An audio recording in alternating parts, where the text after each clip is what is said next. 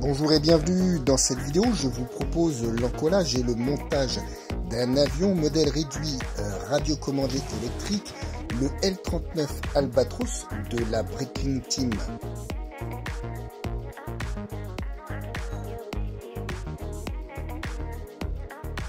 Je vous souhaite un bon visionnage et je vous dis à tout de suite.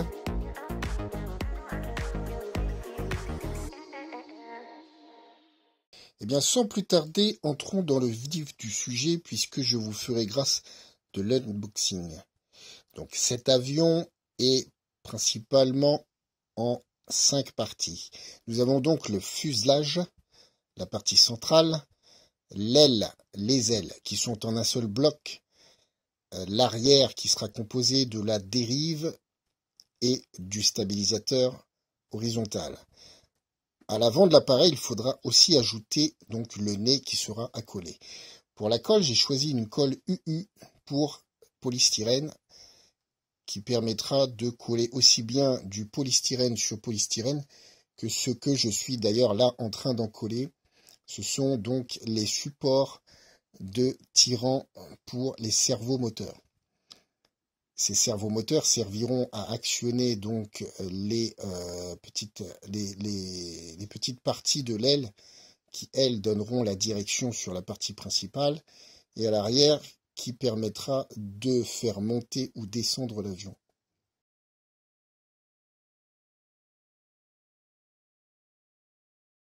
Alors, petite anecdote intéressante, là comme vous pouvez le voir, hop, j'ai, sans m'en rendre compte, la petite pièce plastique que je viens d'en coller qui s'est placée donc sous mon avant-bras et je suis en train de la chercher. Forcément, je ne la trouve pas. C'était effectivement très drôle.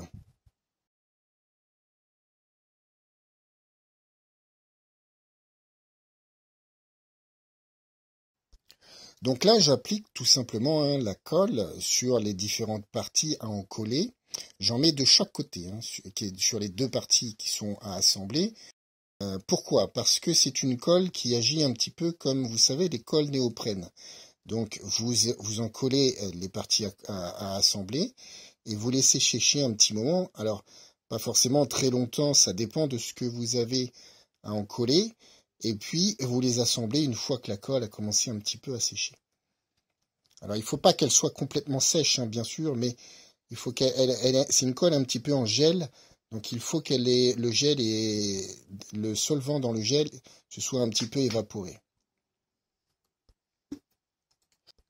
Donc, pour bien étaler cette colle, tant qu'elle est encore bien sous forme de gel et qu'elle n'a pas encore trop séché, j'utilise un petit cure-dent qui est assez pratique, ce qui va permettre de l'étaler sur toute la surface. Alors les tirants ici, ce sont simplement des petites tiges métalliques que vous pouvez voir peut-être là en avant-plan. Elles sont juste devant les deux petites vis et les deux petites rondelles qui sont en plastique grise. Ce sont des tiges en acier, tout simplement. Ensuite, je mets en contact les parties qui ont été encollées. En l'occurrence, là, la petite pièce grise qui se trouve sur la gauche et qui permettra, par la tige et le cerveau, d'être actionné et de pouvoir faire bouger le volet. J'enlève aussi les bavures qui ont pu, lorsque j'applique les deux parties l'une sur l'autre, j'exerce une pression, donc le fluide de la colle a tendance à partir un peu sur les côtés. Donc je peux retirer l'excédent avec le cure-dent qui reste toujours pratique à ce niveau-là. J'effectue cette opération x2 puisque sur l'aile principale, il y a un volet de chaque côté et deux cerveaux bien distincts pour les faire fonctionner.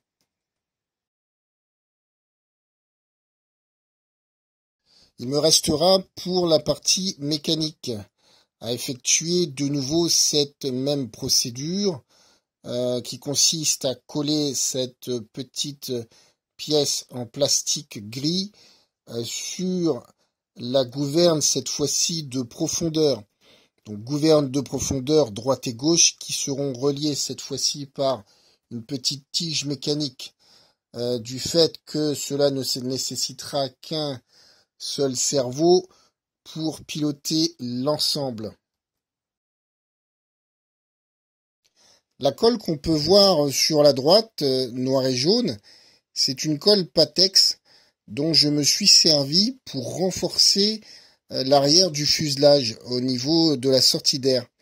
Elle avait été endommagée probablement lors de l'emballage, puisque le fuselage était dans un sac plastique, et ce sac plastique était enfoncé dans le trou de la sortie d'air. Donc à cet endroit-là, comme il est fin, le polystyrène, il a été fendu. Donc je me suis servi de cette colle pour le renforcer parce qu'en séchant, elle est plus dure que l'autre qui a tendance à être plutôt comme une gomme. Là, on le voit sur la droite au niveau du biseau, là, la marque blanche, c'est la colle que j'ai utilisée.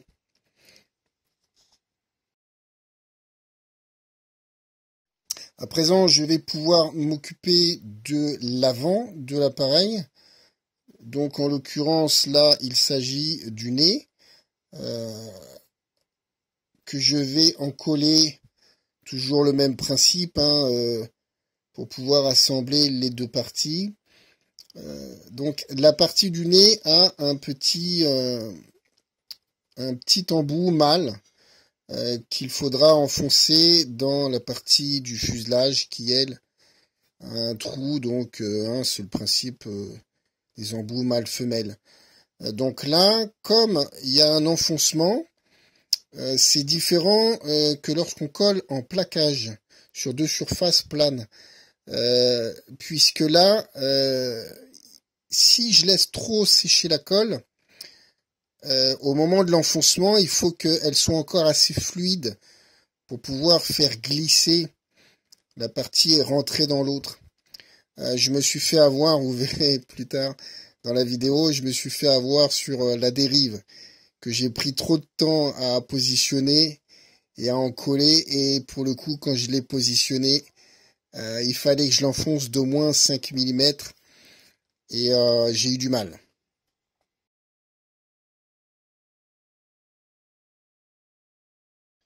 Alors, pour cette partie avant, je pense qu'il y a dû y avoir un souci, tout comme l'arrière aussi, on le verra tout à l'heure. Il y a eu un souci, je suppose, avec le moule, puisque quand je vais assembler le nez dans l'avant du fuselage, en fait, une fois que les pièces sont bord à bord, on se rend compte, pas sur la partie droite du nez, mais sur la partie gauche, il y aura une petite ligne de démarcation parce que, en fait, les deux parties sont pas bord à bord. Il y a un petit décalage d'épaisseur. Donc ça, je pense pas que ça a été enfoncé. Je pense que c'est au niveau du moulage de la pièce. Et ce sera aussi le cas à l'arrière quand je vais positionner le stabilisateur horizontal. Là, j'approche simplement les tiges de poussée dans ces fameuses parties plastiques que j'ai collées auparavant sur les volets de direction de l'aile principale. Et je vais les serrer simplement à la main parce que pour effectuer le serrage définitif au tournevis, il faut mettre en service la télécommande, donc la radio, et avoir installé la batterie dans l'avion ainsi que le récepteur. Pour cela, il faut aussi que je passe les câbles des deux cerveaux de l'aile qui iront, lorsque j'assemblerai le tout, qui iront à l'intérieur de l'avion et qui seront ensuite enfichés sur le récepteur. Donc pour le moment, c'est pas un réglage que je peux fixer, donc je le fais simplement comme ça en attendant de pouvoir le faire en définitif. Contrairement à l'arrière, où je vais devoir visser et fixer le réglage minimum de la tige de poussée, tout simplement parce que une fois que j'aurai collé et mis en place le stabilisateur sur le fuselage, je n'aurai plus accès à cette vis parce qu'elle est du mauvais côté. Alors c'est un petit peu embêtant, mais bon, on s'adapte. Dans la mesure où, côté cerveau, au bout de cette tige, j'ai l'opportunité de pouvoir dévisser le palonnier afin de mettre la tige dans le trou correspondant et de pouvoir revisser le palonnier sur le cerveau. Donc ça, c'est une petite adaptation de la situation.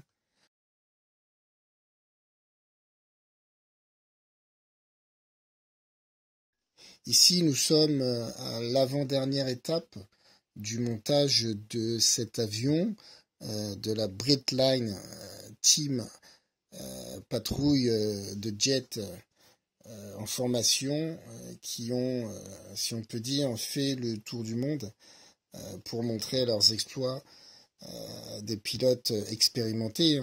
Je vous laisse aller voir. D'ailleurs, vous trouverez assez facilement des vidéos sur le net qui vous montreront un petit peu de quoi ils sont capables avec ces avions. Alors là, je suis en train d'actionner, effectivement, comme je l'expliquais tout à l'heure, la gouverne de profondeur, et on voit bien que les deux volets bougent en même temps, puisque, comme je l'ai dit, ils sont reliés avec une tige métallique, ce qui permet pour l'arrière de n'avoir à utiliser qu'un seul cerveau. Alors, ça peut paraître anodin, mais c'est aussi une économie de poids au final sur l'ensemble de l'avion, même si, bon, les cerveaux, c'est pas non plus ce qui pèse le plus lourd, mais ce n'est pas négligeable.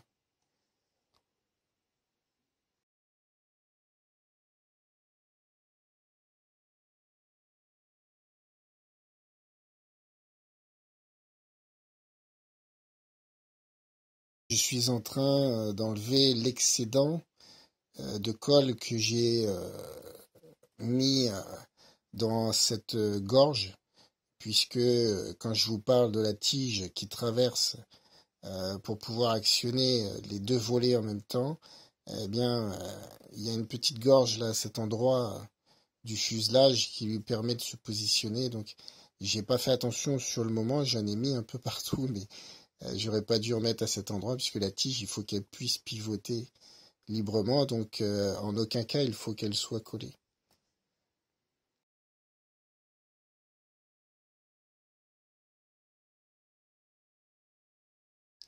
Cette vidéo arrive bientôt à sa fin. C'est pourquoi je profite de ce moment pour vous exprimer mes remerciements, en tout cas de l'avoir suivi jusque-là. Et je ne peux que vous encourager à la regarder jusqu'au bout. Si vous souhaitez voir l'avion dans sa phase finale, il restera toutefois les supports de roues à coller et les roues à monter que je n'ai pas pu faire ce jour-là. Voilà, n'hésitez pas, en tout cas, si vous avez des remarques ou des questions, à les poser et à les présenter en commentaire. Et moi, je vous dis à bientôt et bonne fin de visionnage.